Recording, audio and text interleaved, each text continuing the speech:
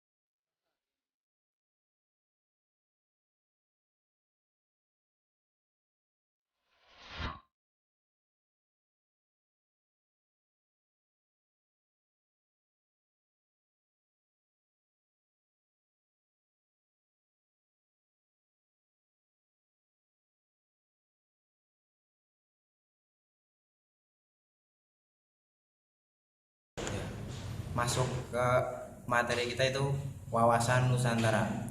Jadi wawasan Nusantara itu adalah pola pikir kita yang atau cara pandang kita terhadap suatu bangsa kita ini, dengan cara wawasan Nusantara itu yang berbagai macam suku, agama, kebudayaan, serta aturan-aturan setiap daerah ataupun suatu provinsi, setiap suku pasti banyak.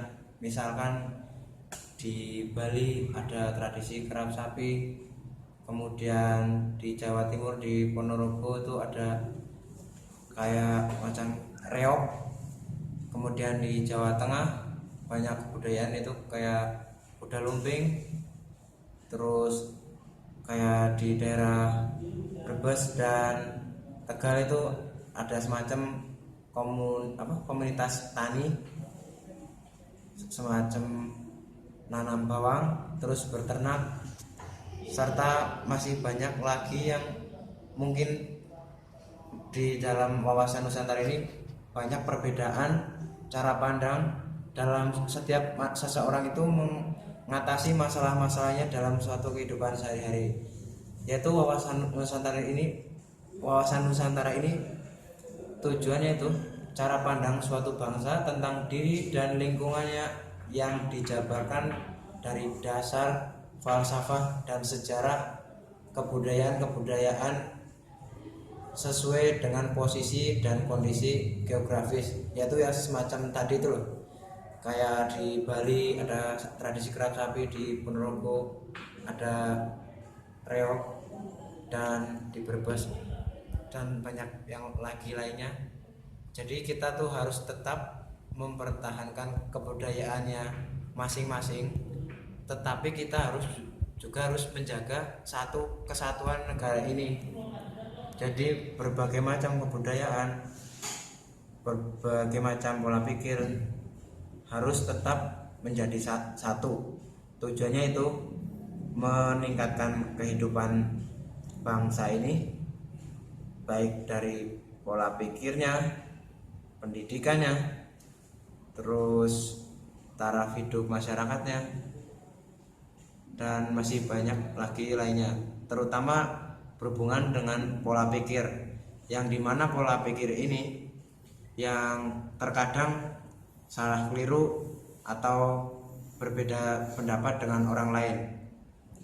Contohnya di negara kita itu adalah negara agraris, dimana kekayaannya itu semuanya tuh banyak, dari Papua tempat ladang emas, kemudian di lautannya banyak ikan-ikannya yang bisa kita olah, sedangkan di berbagai pulau di Jawa Timur, di provinsi Jawa Timur itu sendiri juga banyak semacam pertaniannya yang lumayan tergolong bagus, kayak semacam di Malang tuh ada apelnya yang terkenal, kemudian di Surabaya banyak perikanannya itu yang berbagai macam ikan, jenis ikannya itu juga diminati oleh turis asing, atau mungkin bisa menjadi sumber perekonomian bagi negara ini untuk diekspor ke luar, dalam konteks untuk meningkatkan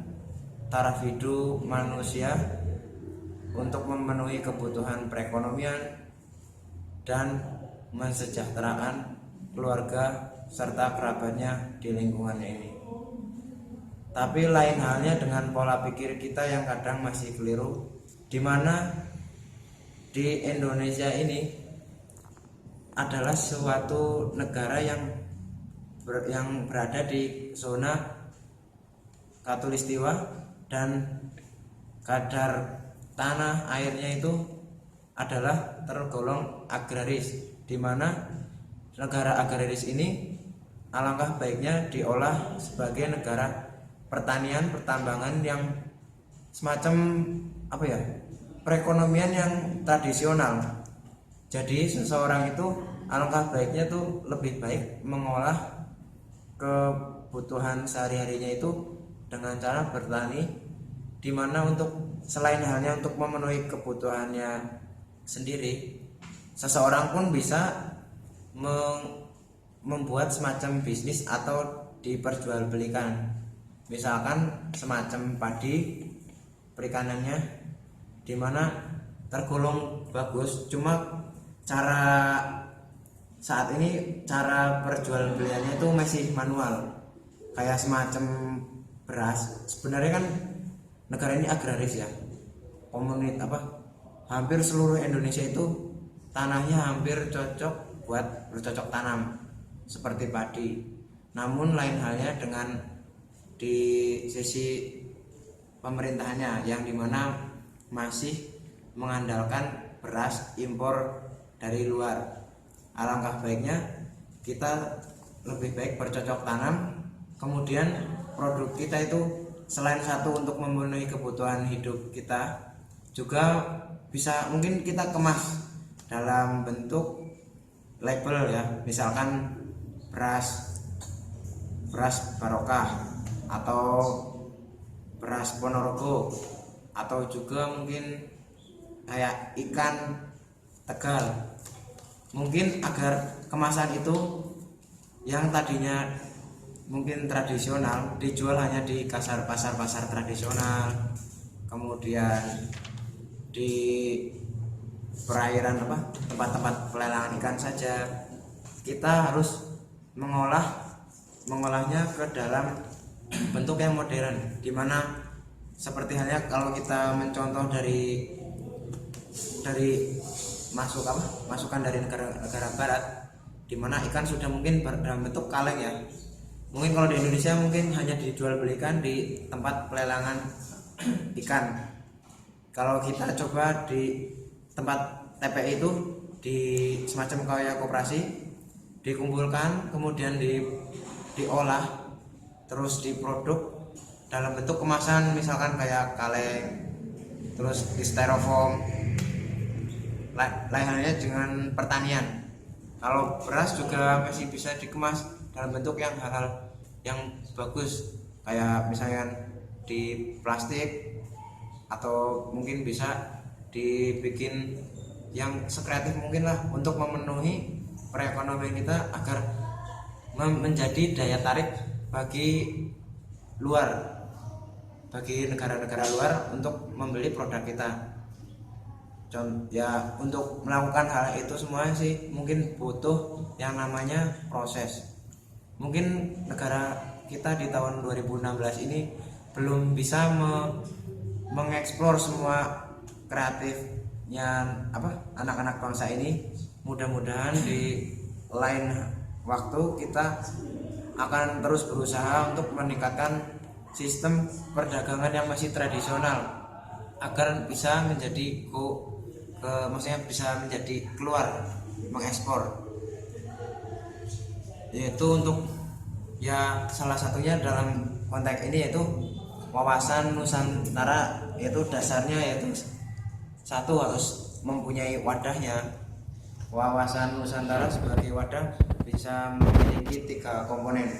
Antara satu, wujud wilayahnya, yaitu mungkin dari perairan bisa kita bercocok tanam, atau bisa bisnis perhotelan.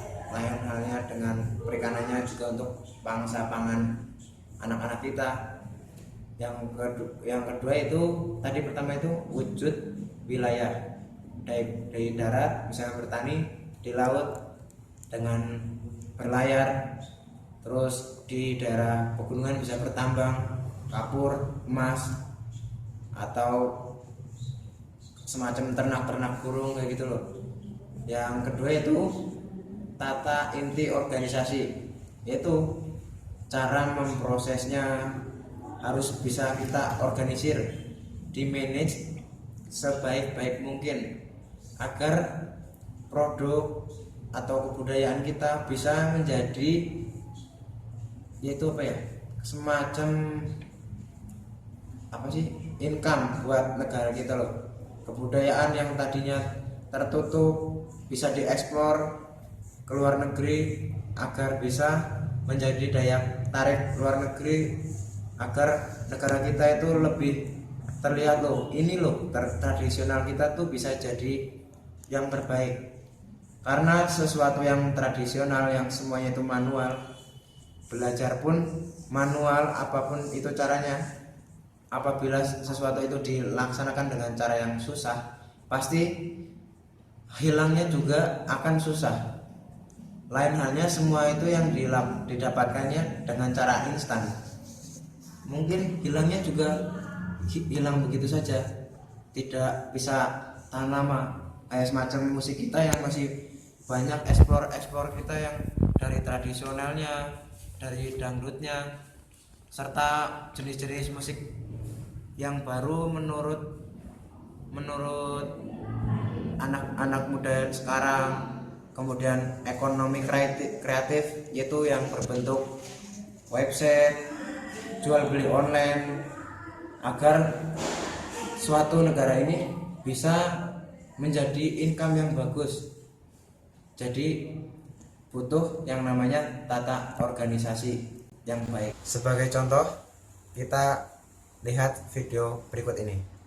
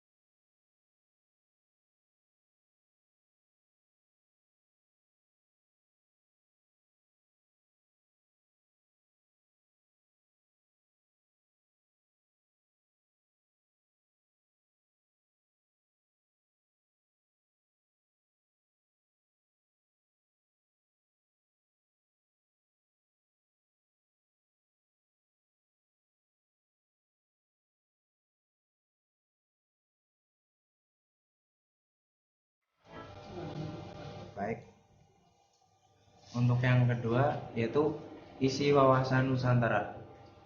Isi wawasan Nusantara itu ya semacam bentuk isi dari tujuan negara kita, yaitu isi wawasan Nusantara tercermin dalam kehidupan manusia Indonesia yang terutama ciri-cirinya itu terbentuk dalam suatu kelompok atau budaya yang ada di Indonesia.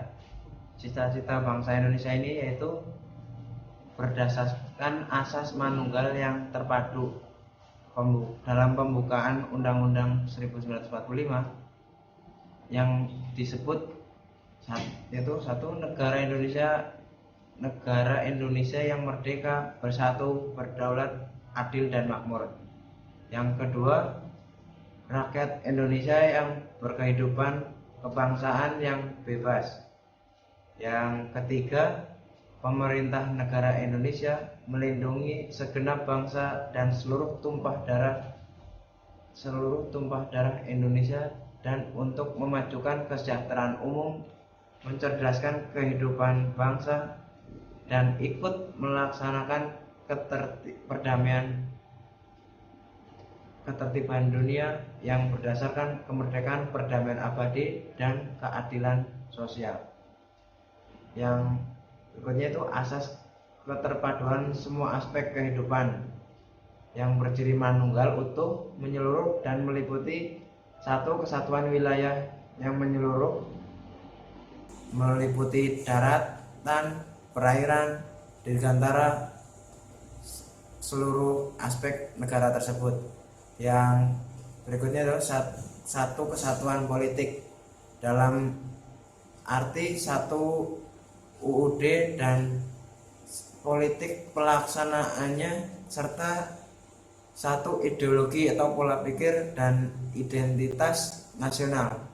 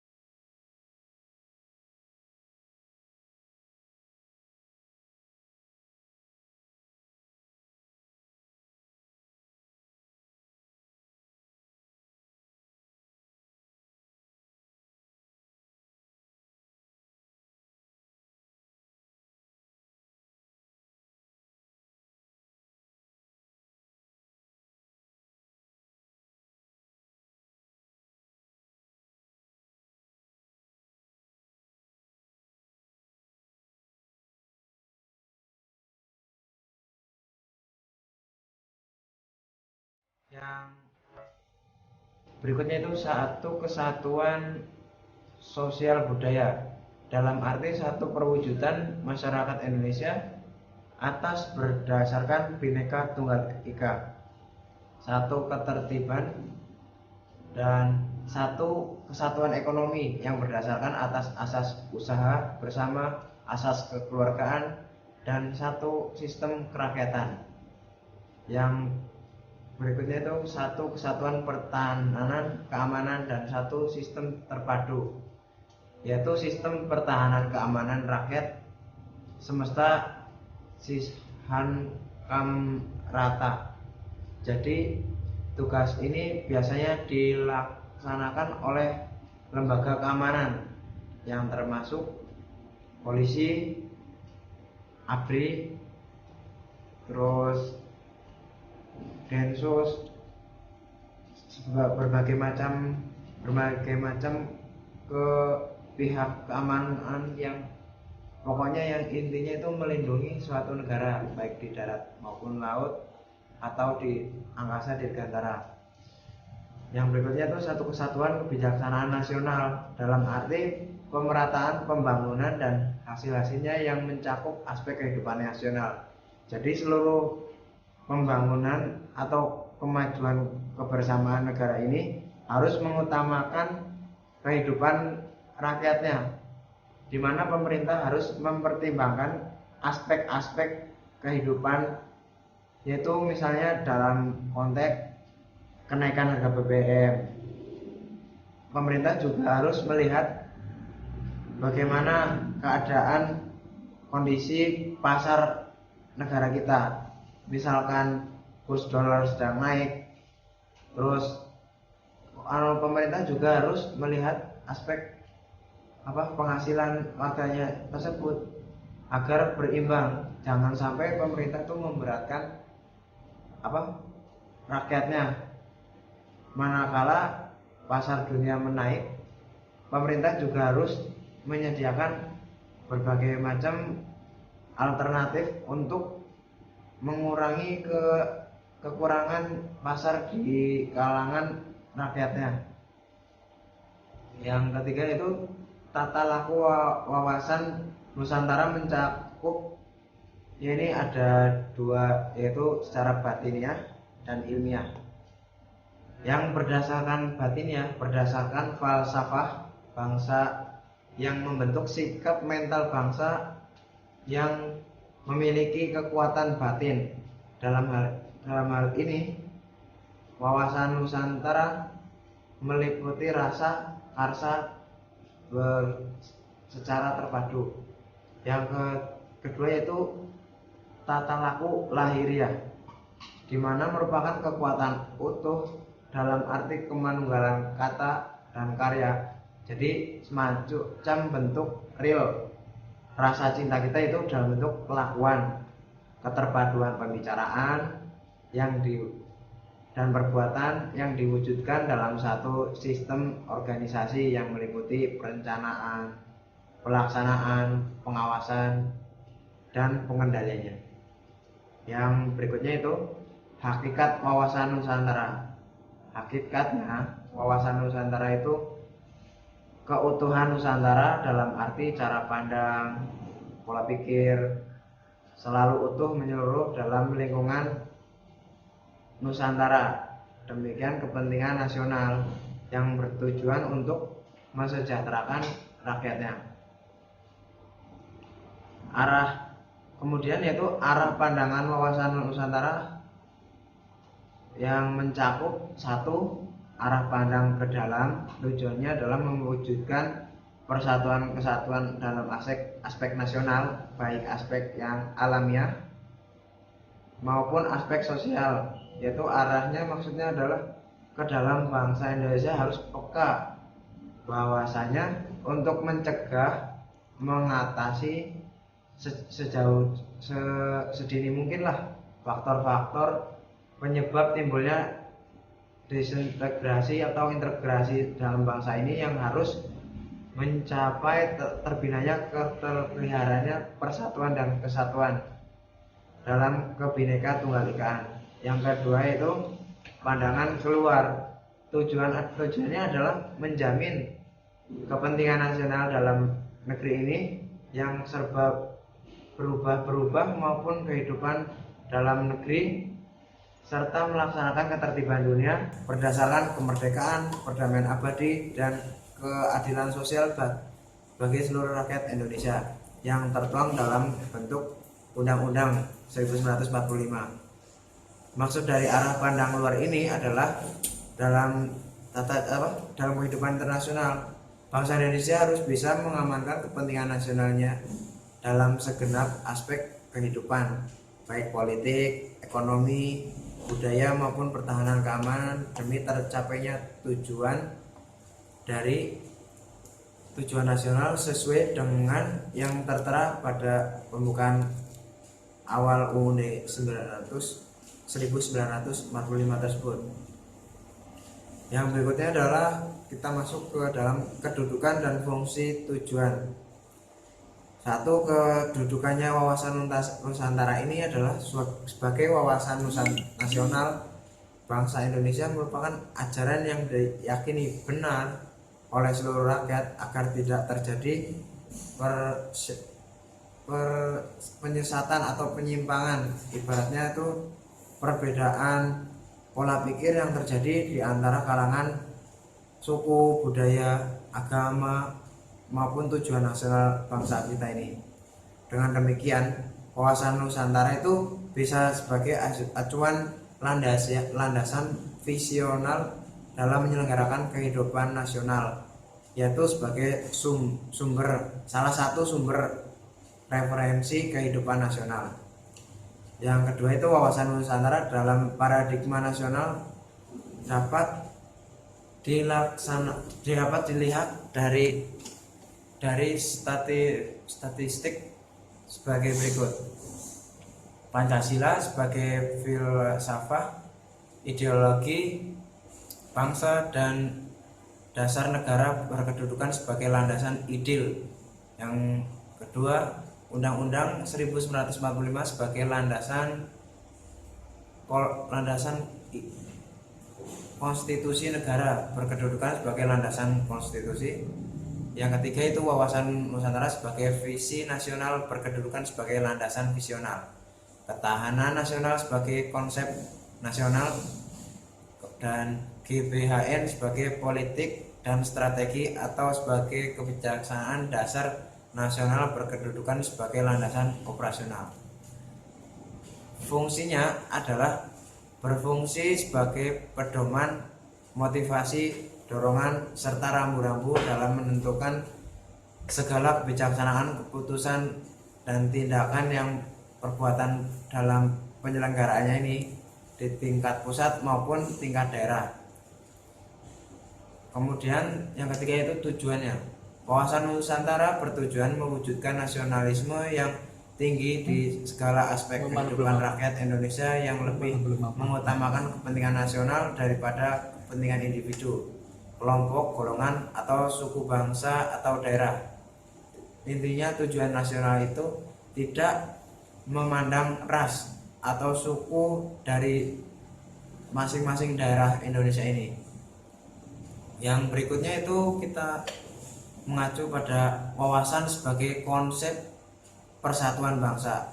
Perwujudan wawasan Nusantara sebagai satu kesatuan politik, yaitu satu, misalnya kebulatan wilayah dalam segala isinya merupakan model dan milik bersama bangsa Indonesia. Yang kedua adalah keanekaragaman suku bangsa, suku, budaya, bahasa, agama mengacu dalam satu Bhinneka Tunggal Ika.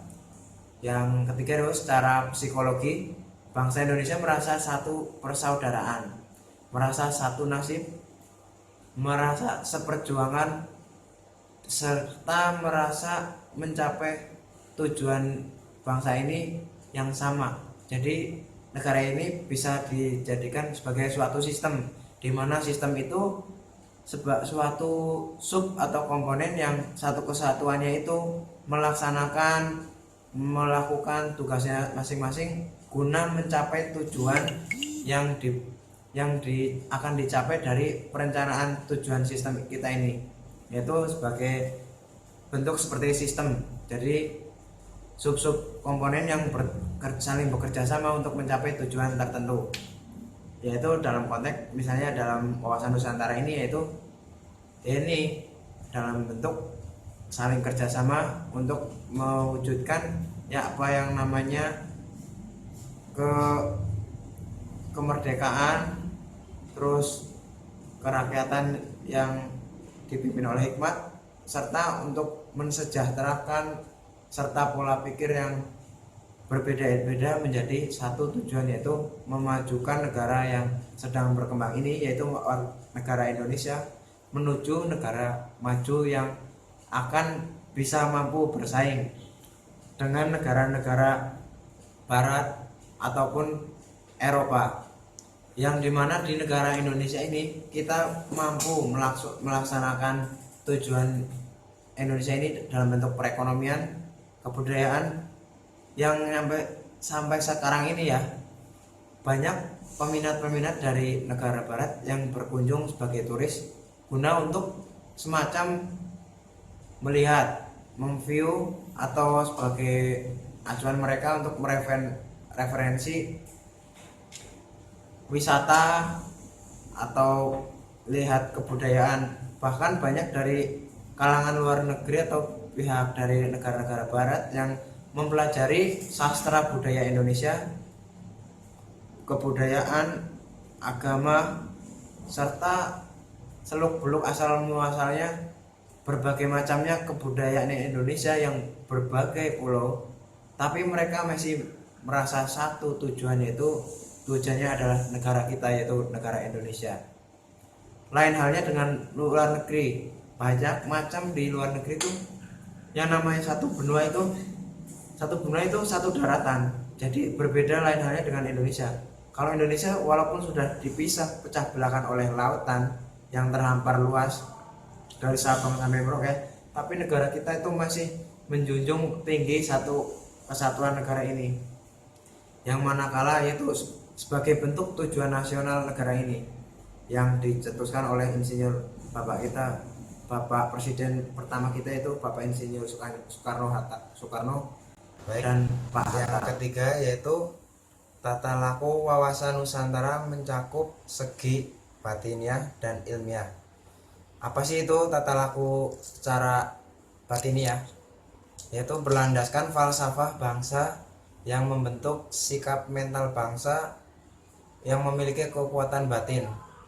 Dalam hal ini yaitu berdasarkan falsafah Pancasila untuk membentuk sikap mental bangsa yang meliputi cipta, rasa, karsa secara terpadu.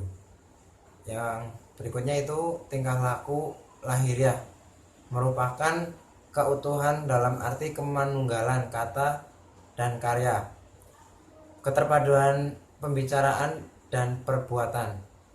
Dalam hal wawasan Nusantara ini, suatu sistem organisasi yang meliputi perencanaan, gagasan, pelaksanaan, serta pengawasan dalam pengendaliannya. Ya, berikutnya itu masuk ke hakikat wawasan Nusantara. Hakikat wawasan Nusantara adalah keutuhan Nusantara dalam arti cara pandang yang selalu utuh menyeluruh dalam lingkup Nusantara demi kepentingan nasional. Arah pandangan wawasan Nusantara yaitu terbagi menjadi beberapa, yaitu salah satunya pertama yaitu arah pandang ke dalam, yaitu tujuannya adalah menjamin perwujudan persatuan dan kesatuan segenap aspek kehidupan nasional, baik aspek alamiah maupun aspek sosial.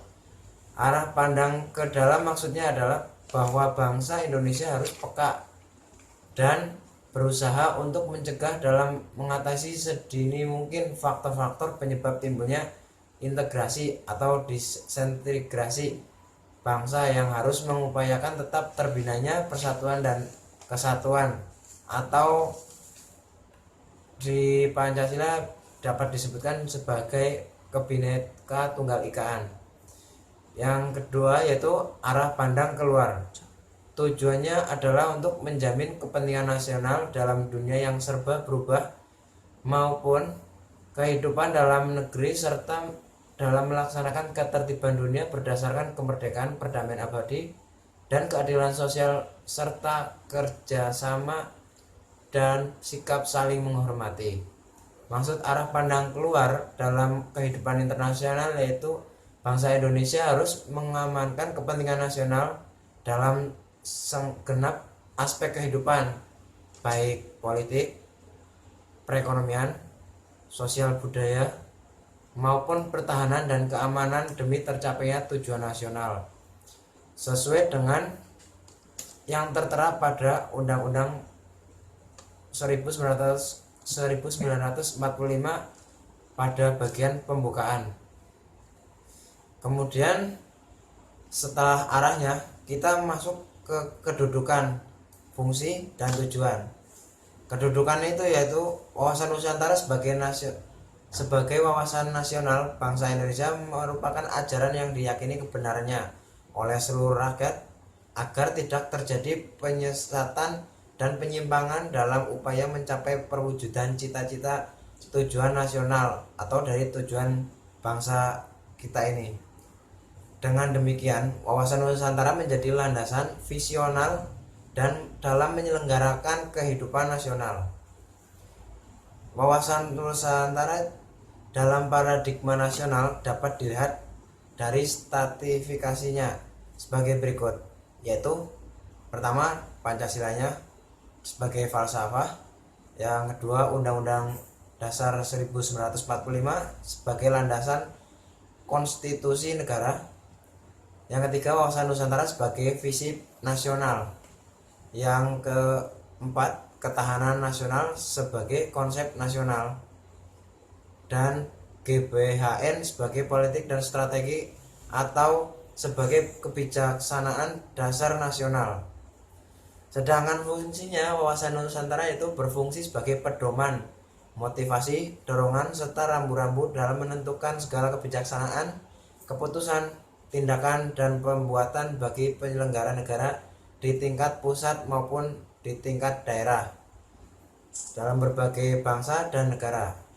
Sedangkan tujuan wawasan Nusantara yaitu untuk mewujudkan nasionalisme yang tinggi segala aspek kehidupan rakyat Indonesia yang lebih mengutamakan kepentingan nasional daripada kepentingan individu, atau lebih mengutamakan kepentingan umum daripada keuntungan pribadi. Wawasan Nusantara juga bisa sebagai konsep pemersatu bangsa, perwujudan wawasan Nusantara sebagai satu kesatuan politik yang terdiri yaitu dari kebulatan wilayah dengan segala isinya merupakan model dan milik bersama bangsa Indonesia. Yang kedua itu keanekaragaman suku, budaya, bahasa daerah, serta agama yang dianut tetap dalam kesatuan bangsa Indonesia. Yang ketiga, secara psikologi bangsa Indonesia merasa satu persaudaraan, merasa satu nasib, merasa satu perjuangan sebangsa setanah air untuk mencapai satu cita-cita bangsa yang sama, yaitu memerdekakan hak-hak setiap warganya dan memenuhi kebutuhan masyarakatnya yang dilaksanakan oleh pemerintahan negara Indonesia. Yang keempat yaitu Pancasila merupakan falsafah dan ideologi pemersatu bangsa Indonesia yang membimbing ke arah tujuan dan cita-citanya yang sama. Yang kelima yaitu kehidupan politik di seluruh wilayah Nusantara, sistem hukum dan nasional. Yang keenam, seluruh kepulauan Nusantara merupakan satu kesatuan sistem hubungan nasional. Yang ketujuh, bangsa Indonesia adalah bersama-sama bangsa-bangsa lain ikut menciptakan ketertiban dunia dan perdamaian abadi melalui politik luar negeri yang bebas dan aktif, yaitu wawasan Nusantara ke arah luar atau ke arah internasional. Sedangkan perwujudannya wawasan Nusantara sebagai satu kesatuan ekonomi yaitu melalui wilayah, kekayaan wilayah Nusantara, baik potensi yang efektif adalah sebuah modal dan milik bersama bangsa untuk memenuhi kebutuhan di seluruh wilayah Indonesia secara merata. Yang kemudian tingkat perkembangan ekonomi harus seimbang dan serasi seluruh daerah tanpa mengabaikan ciri khas yang memiliki daerah masing-masing. Yang berikutnya itu kehidupan perekonomian di seluruh wilayah Nusantara diselenggarakan sebagai usaha bersama atas asas kekeluargaan dalam sistem ekonomi kerakyatan untuk sebesar-besarnya memakmurkan rakyat atau mensejahterakan kehidupan masyarakatnya. Perwujudan wawasan Nusantara juga bisa sebagai satu kesatuan sosial dan budaya, karena masyarakat Indonesia adalah satu bangsa yang harus memiliki kehidupan serasi, senada dengan tingkat kemajuan yang merata dan seimbang sesuai dengan kemajuan bangsa. Kesatuan dalam bentuk budaya juga bisa kita lihat pada hakikinya adalah satu kesatuan dengan corak ragam budaya yang menggambarkan kekayaan budaya bangsa. Budaya Indonesia tidak menolak nilai-nilai budaya asing asalkan tidak bertentangan dengan norma ataupun budaya suatu suku ataupun agama yang dianut dalam suatu negara tersebut. Perwujudan Nusantara juga bisa sebagai suatu pertahanan, yaitu bahwa ancaman terhadap satu pulau atau satu daerah pada hakikatnya adalah ancaman terhadap seluruh bangsa. Kemudian di tiap-tiap warga negara juga mempunyai hak dan kewajiban yang sama untuk ikut serta dalam mempertahankan dan keamanan negara dalam rangka pembelaan negara dan bangsa. Wawasan Nusantara juga bisa sebagai penjabaran Pancasila. Falsafah Pancasila diyakini sebagai pandangan hidup bangsa Indonesia yang sesuai dengan aspirasi. Keyakinan ini dibuktikan dalam sejarah. Perjuangan bangsa Indonesia sejak awal proses pembentukan Negara Kesatuan Republik Indonesia sampai sekarang adalah sebuah konsep wawasan Nusantara yang berpangkal pada ketuhanan yang Maha Esa sebagai sila pertama yang kemudian melahirkan misi manusia Indonesia yang terjabar pada sila-sila berikutnya. Wawasan Nusantara sebagai aktualisasi falsafah Pancasila menjadi landasan dan pedoman bagi pengelolaan kelangsungan hidup bangsa Indonesia.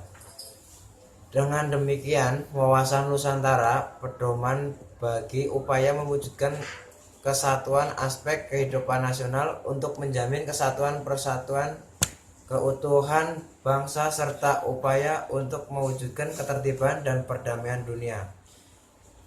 Wawasan Nusantara sebagai wawasan nasional, sebagai bangsa majemuk yang telah menegara bangsa Indonesia dalam membina dan membangun atau menyelenggarakan kehidupan nasional baik pada aspek politik, ekonomi, budaya maupun hak asasi manusia, selalu mengutamakan persatuan dan kesatuan.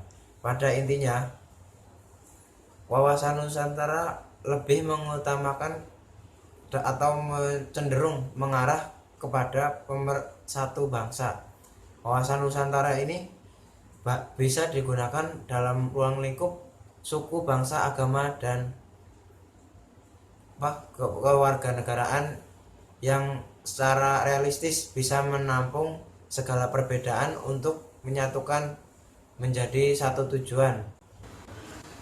Ya, demikian wawasan Nusantara yang bisa saya sampaikan dari materi yang saya sampaikan.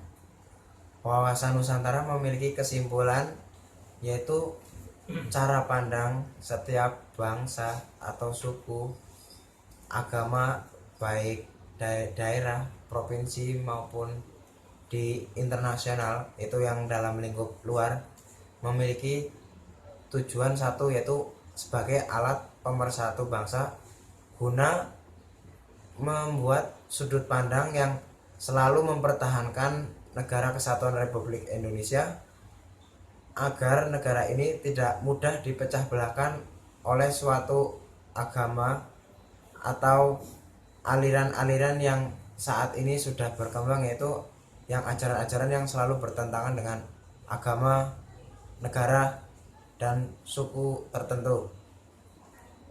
Jadi intinya, wawasan Nusantara adalah sebuah cara pandang untuk alat pemersatu bangsa negara kita, yaitu bangsa Indonesia. Sekian, materi yang bisa saya sampaikan. Wabillahi wa taufiq walhidayah. Wassalamualaikum warahmatullahi wabarakatuh. Waalaikumsalam.